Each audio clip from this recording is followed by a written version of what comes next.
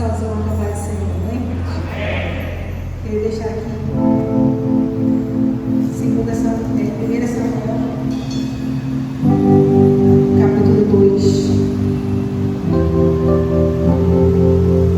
versículo 1 e 2.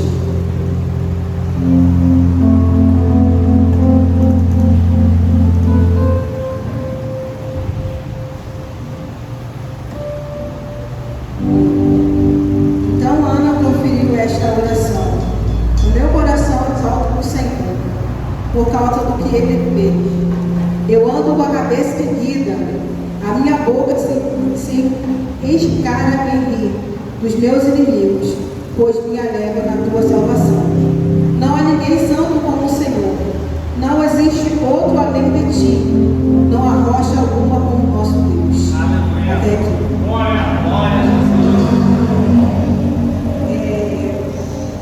Todo final de ano é um ano de reflexão, né? Todos nós, não sei se temos, mas algumas pessoas, elas começam a refletir como o ano se passou, começar a planejar o que vai fazer o ano que vem. E esse final de ano, para mim, eu em casa comecei a refletir sobre eu, Monique, diante de Deus. E eu comecei a falar: Senhor, eu estou com uma preocupação, assim, não sei como os irmãos, mas eu tenho uma preocupação muito grande diante de Deus, de como Deus pensa ao meu respeito. Qual é o pensamento de Deus sobre o Monique? E esse final de ano, eu entrei nessa reflexão com o Senhor. Eu falei: Senhor, como que eu estou diante do Senhor? Como o Senhor tem me visto diante do Senhor? Será que eu estou te agradando? Ou será que eu não estou te agradando? Porque a gente, cristão, sempre tem que ter esse questionamento diante de Deus. Sempre perguntar: Senhor, será que a conduta que eu estou vivendo é certa? Será que os meus comportamentos estão certos diante do Senhor? E eu entrei nesse questionamento com o Senhor. E eu falei assim: Senhor, porque muitos hoje estão atrelados a dons, muitos hoje estão atrelados ao ministério, aos dons que Deus dá, estão se afastando do Senhor, estão se afastando de uma intimidade com Deus. E eu falei: eu preciso de um texto base, de uma reflexão. E esse texto base da reflexão foi em Ana, porque 2 Samuel 2 vai falar de Ana. Ana está falando de uma oração de Ana.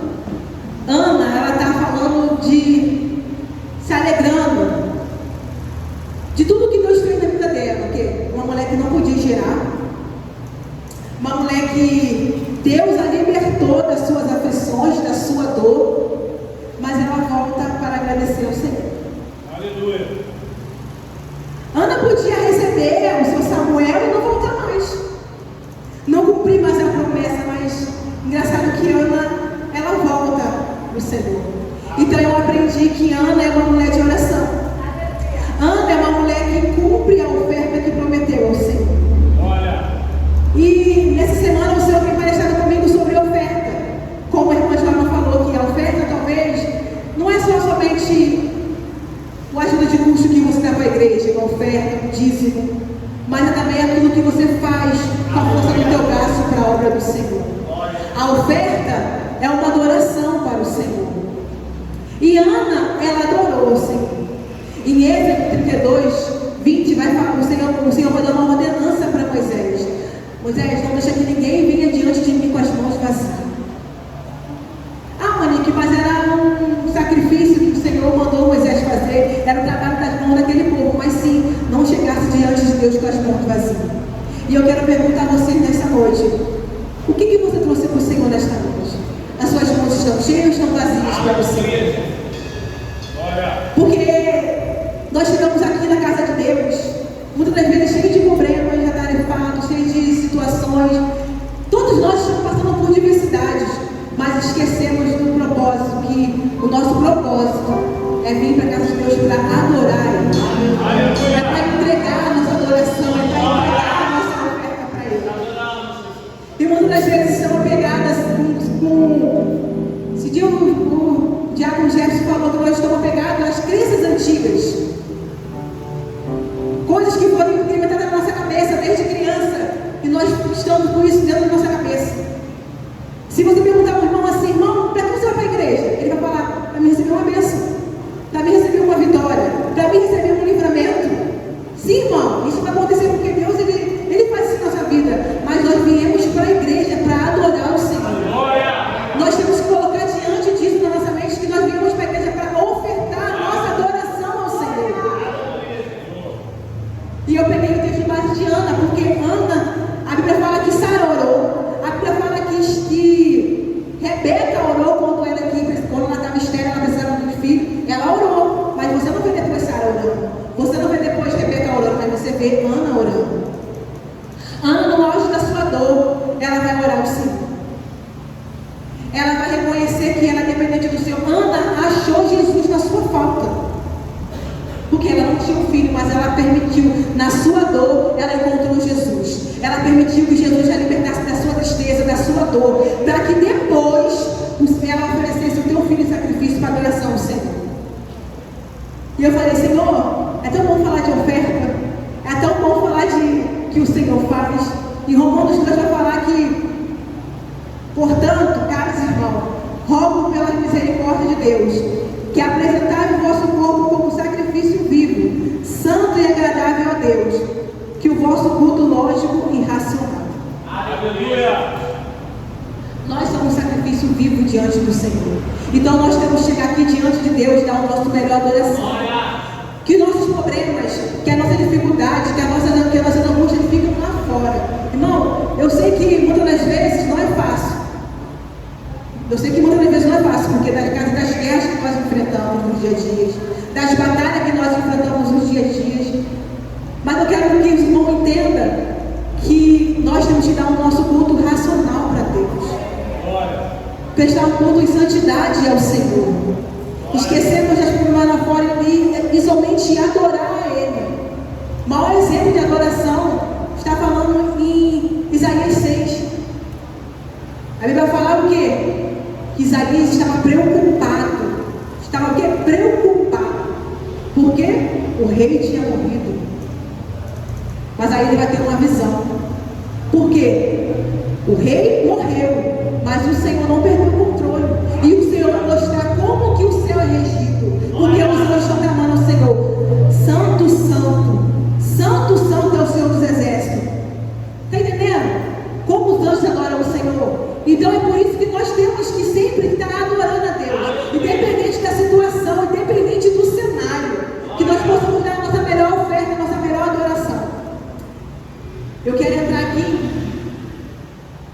em Juízes capítulo 6. Gideão está passando por um problema. Por quê? Os midianitas estão oprimindo aquele povo de Israel. 20 anos eles estão oprimindo aquele povo.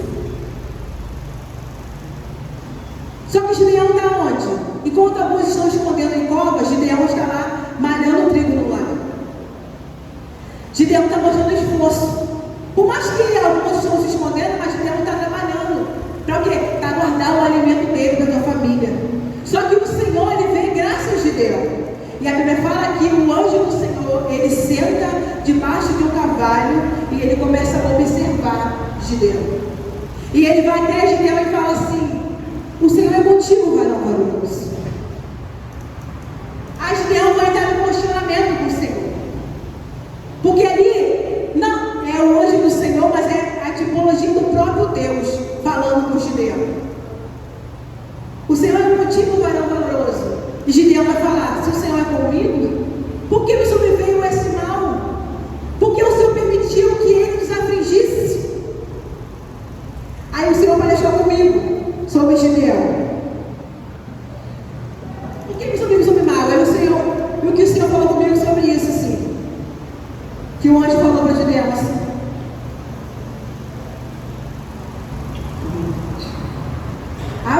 Gideão, toda essa pressão que você se queixa será solucionada pelas suas mãos. Gideão está se questionando, mas o Senhor está falando: Gideão, de toda a sua aflição que você se queixa vai ser solucionada através das suas mãos.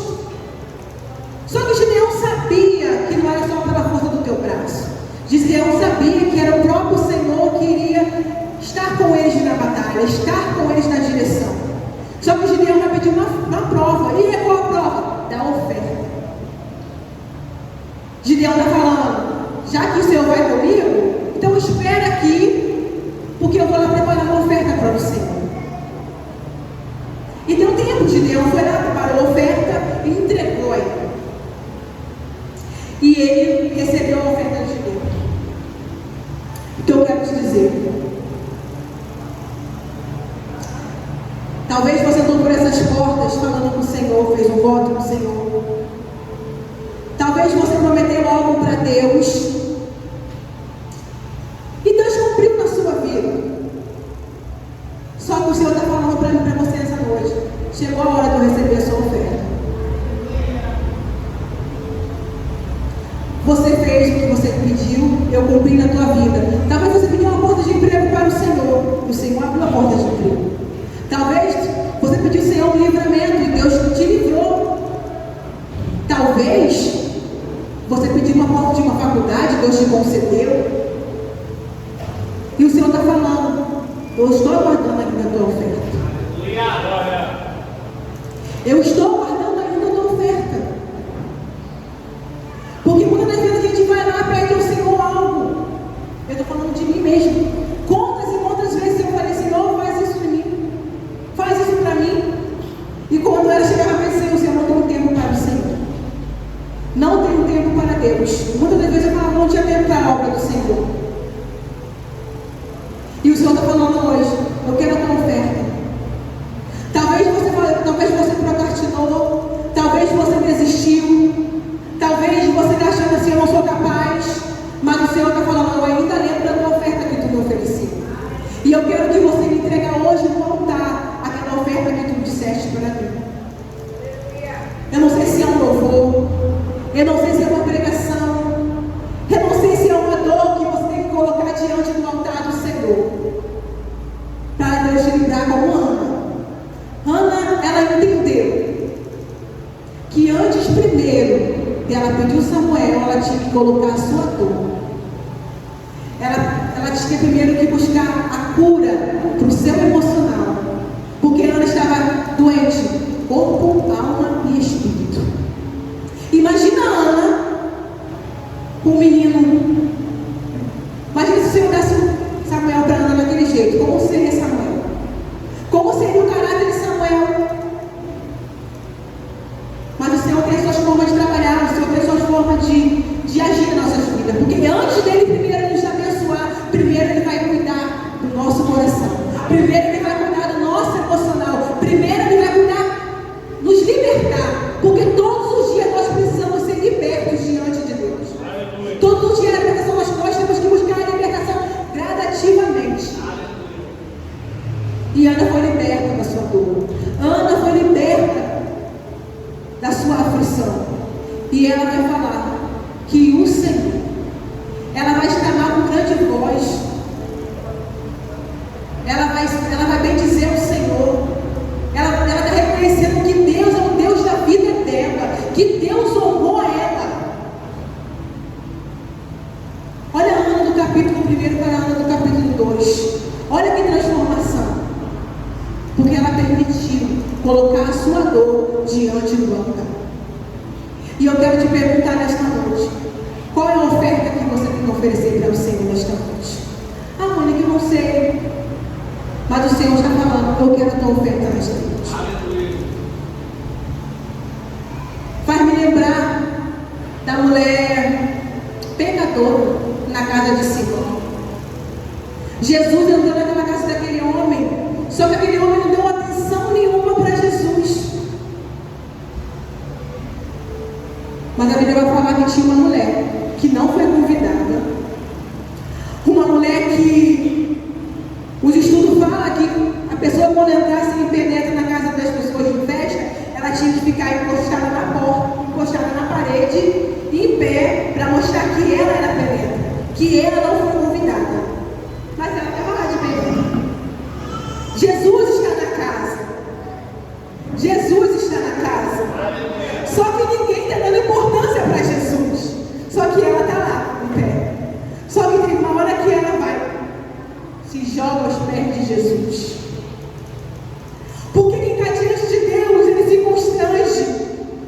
Quem está diante de Jesus tem que adorar o Deus Todo-Poderoso. E ela vai se rasgar em adoração. A Bíblia fala que ela pegou seu perfume e vai passar sobre a cabeça de Jesus. As suas lágrimas vão escorrer e ela vai lavar os pés de Jesus. Porque quem está diante de Jesus tem que rasgar-se na adoração. Independente das circunstâncias, independente da diversidade, temos que dar a nossa melhor adoração para o Pai. A Bíblia fala que Jesus também esteve na casa de Maria, irmã de Lázaro. E ela vai quebrar o seu perfume, um perfume caríssimo, nardo, e vai ungir Jesus. E vai ungir Jesus. Na realidade, ela estava preparando ele para o sacrifício, para a crucificação. Já era um preparo do Espírito Santo de Deus. Então não adianta chegar diante do Senhor de qualquer maneira, com as mãos vazias. Seja um louvor, seja uma oração, seja uma adoração, mas entrega de todo o coração para o Senhor. Entregue com a sua sinceridade para o Senhor. E nesse tempo eu falo para o Senhor: Senhor, eu tenho te agradado. Porque meu maior medo, irmão, é chegar naquele grande dia e ouvir do Senhor: eu não te conheço. Eu não te conheço. Por quê? Porque o Senhor vai falar: mas no teu nome eu curei, no teu nome eu libertei, no teu nome eu profetizei, mas eu não te conheço. Isso é tudo dom. E como a gente conhece Jesus? É se relacionando dia após dia. É buscando a Deus dia após dia. É entregando a nossa oração. Irmãos, fica 5 minutos com o Senhor, mas fale com Ele todo dia. É dessa forma que nós conhecemos a Deus. É dessa forma que nós somos conhecidos no céu. Como? Orando, buscando, demonstrando nossas falhas, demonstrando nossa limitação, demonstrando que nós somos dependentes dEle. O pastor botou assim: ó, Jesus é o suficiente. E realmente Ele é o suficiente na nossa vida. Ele é o suficiente na nossa história. Muitos confiam na força do teu braço. Muitos confiam nos seus intelectos. Mas quem tem Jesus é o suficiente. Ele é o tudo para a nossa vida. E nesse dia eu quero falar: Senhor, se há algo em mim que precisa ser mudado, então mude. Irmãos, eu tenho, nesse tempo, o Espírito Santo de Deus tem aparecido comigo de formas diferentes. E eu tenho permitido o Senhor fazer, arrancar crenças antigas, coisas que foram implantadas em nossas mentes, e eu tenho permitido que o Senhor faz.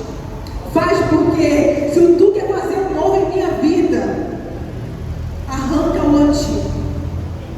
Porque a Bíblia fala que não tem como colocar vinho velho, vinho novo em óleo velho. E nem remédio novo em remédio novo, roupa velha. Então nós temos que quê? Mudar nossas mentes. Mudar o odre. E como a gente muda? Orando ao Senhor. Senhor, que aquilo que não é de ti arranca. Muda se for necessário. Quebra-me se for necessário, Senhor. Mas me faça um vaso novo em tuas mãos. Você é um recipiente na mão do Senhor. Você é um recipiente que Deus quer te usar. E você tem que se transbordar para transmitir para outras pessoas. Então eu falei: Senhor, faça um vaso novo em tuas mãos todos os dias. Então, eu falei de oferta. Final de ano está acabando. Eu quero que você reveja na sua cabeça, na sua memória,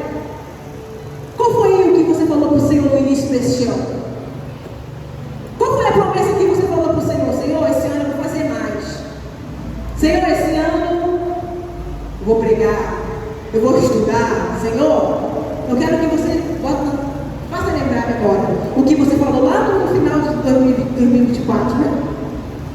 E agora? Será que você cumpriu aquilo que o Senhor, você falou para o Senhor?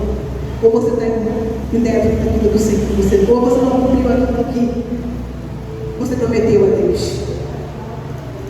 Mas eu quero te falar que mesmo que você não cumpriu, o Senhor, Ele está esperando a sua oferta. Glória. Porque Ele não desiste nem de mim nem de você. Néia vem aqui, ó, com as suas aflições. Sua irmã está lá, enferma. Mas ela veio aqui. Ela falou que se fosse pela vontade dela, ela não iria, mas ela veio para quê? Porque ela sabe que aqui é o melhor lugar. Ela sabe que ela estava servindo a obra do Senhor. Quando nós servimos, é um sentimento de oferta. Deus recebe a nossa oferta. Deus olha a intenção do nosso coração. Porque ela sabe que a força que ela tem, o renovo que ela precisa, ela busca que ela precisa daqui. O fortalecimento que ela precisa, ela recebe daqui. Então, nessa noite, eu quero pedir uma ela para me ajudar a cantar esse hino. Aleluia. E eu quero te convidar a ficar de pé. Glória.